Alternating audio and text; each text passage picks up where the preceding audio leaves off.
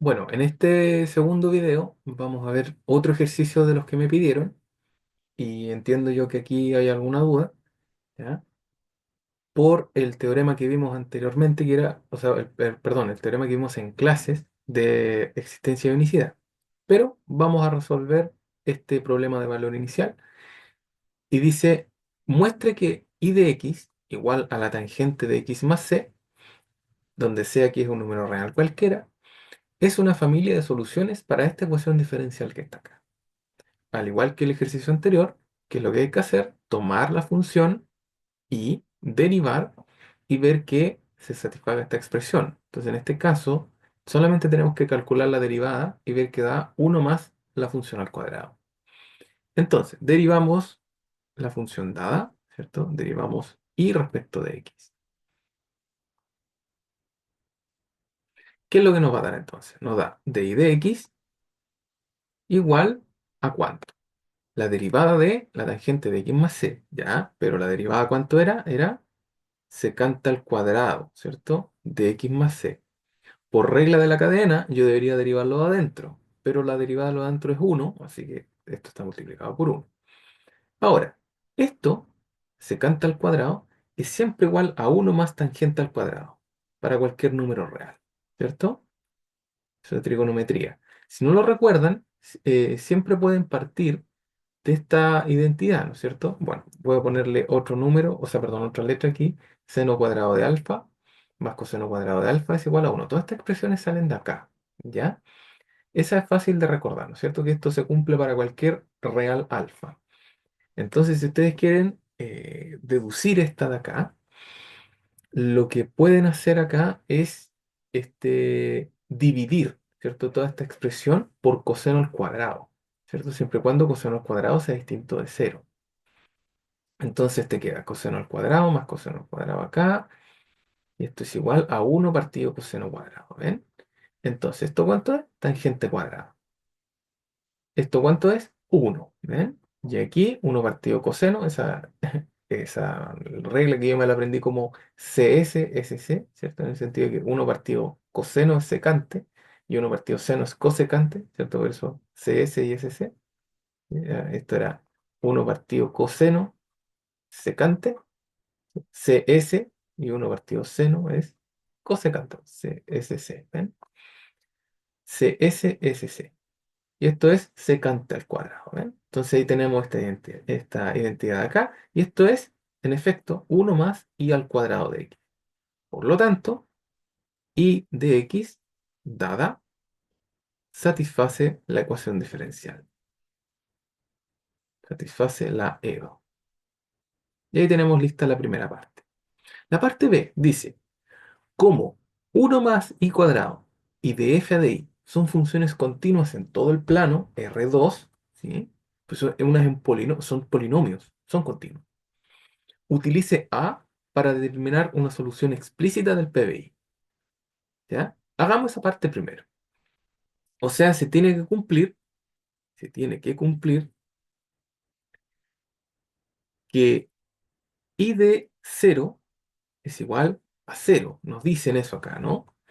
Entonces tenemos, en este caso, ¿ya? En este caso,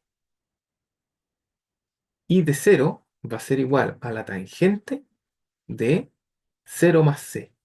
Y eso tiene que ser cero. Entonces esto quiere decir que la tangente de c tiene que ser cero. ¿Ya? Entonces, ¿cuánto vale c?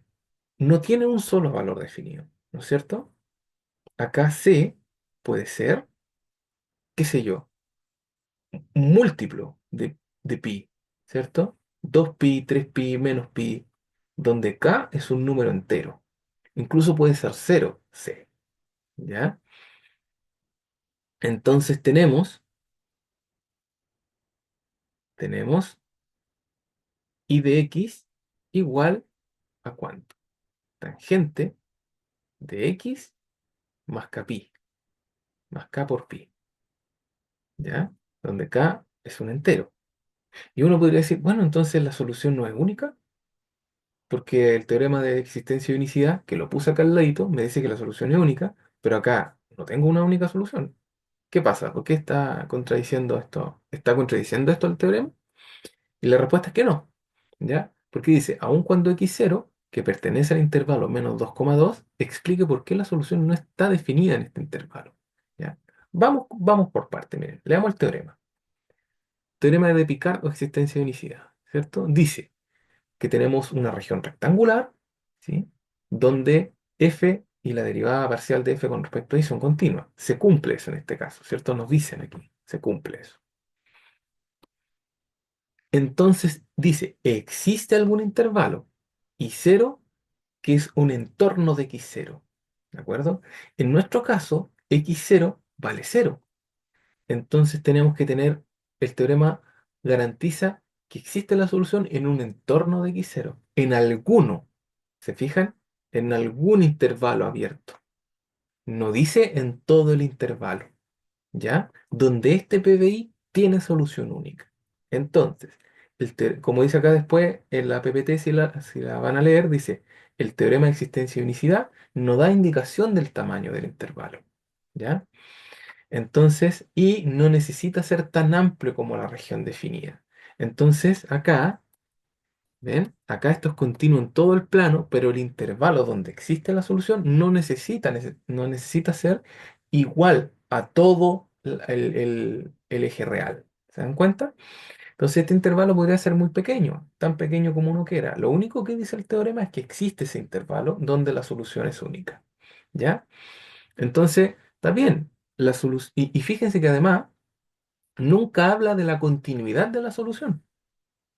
Porque acá la solución es la tangente. Ustedes saben bien que la tangente no es continua en todo R.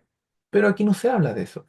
Simplemente te dice, mira, aquí en un entorno, en un pedacito alrededor de x0, está esta curva solución, que es única y existe. Entonces, si ustedes ocupan, bueno, uno se sabe esta gráfica, pero ahora para fines didácticos la vamos a ver acá.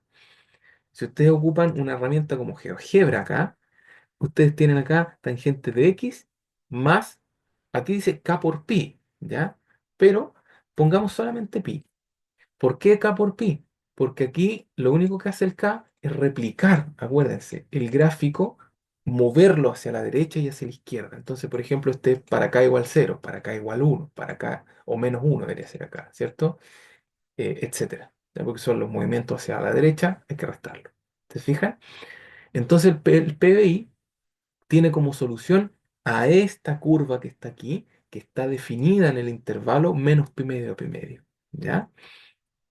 Entonces, esta función está definida, no esta función, ¿ah? Digamos así, está definida en menos pi medios a pi medios si k vale 1, no sé, a ver, perdón, 0, ¿cierto? Ya tangente de x. Y simplemente esta rama de la tangente que está centrada acá en 0, ¿se fijan? Y fíjense que acá, ¿por qué pone intervalo -2,2? Es porque es el entero mayor que pi medio, ¿ya? Entonces pongamos acá x igual -2 y x igual 2. ¿Ven? Está bien, esta función no está definida en este intervalo, no es continua en este intervalo, ¿se fijan? ¿Ya? Esta función, digo, toda esta rama, ¿cierto? Y no está definida en este intervalo. Pero el teorema de existencia inicial dice, bueno, existe algún entorno de cero donde esto está definido. Ustedes pueden tomar, qué sé yo, el -1, 1. Y ahí está definida la solución. Entonces, está bien, el cero pertenece al intervalo -2,2, pero -2,2 no tiene que ser necesariamente el intervalo dado o garantizado por la existencia del teorema, por la existencia de lo que dice el teorema. ¿Ya?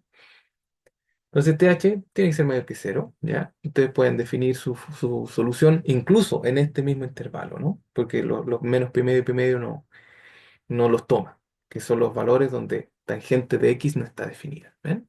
Entonces, eso hay que tenerlo en cuenta, estimado. O sea, el teorema no habla de la continuidad de la solución, no habla de que la solución está definida en todo el rectángulo, sino simplemente en un entorno del punto x0 de interés. Entonces, esto no contradice el teorema de existencia de unicidad. Simplemente, bueno, x0 está en este intervalo, pero este intervalo no es el que me dice que existe el teorema, sino que es un intervalo más pequeño que esto.